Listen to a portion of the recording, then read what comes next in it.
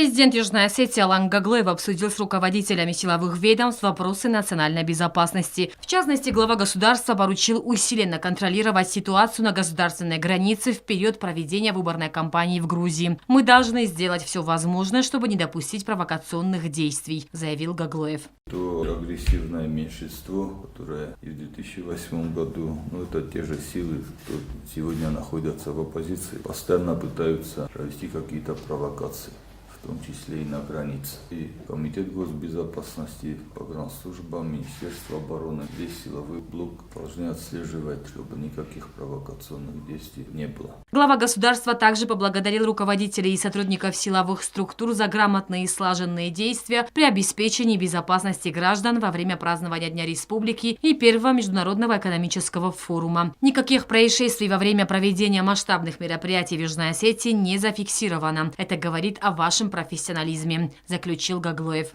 Такого масштаба мероприятия мы еще не проводили. Начиная от руководителей, хочу выразить всем огромную благодарность за службу, за такой ответственный подход, за то, что каждый из нас понимал важность этого мероприятия.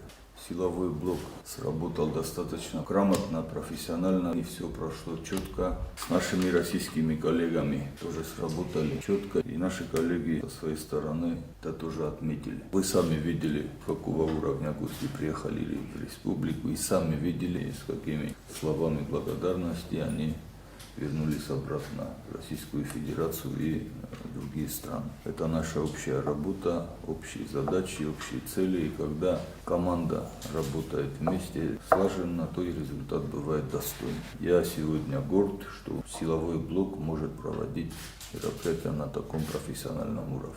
Поручаю всем руководителям довести до всех личных составов благодарность от имени руководства республики.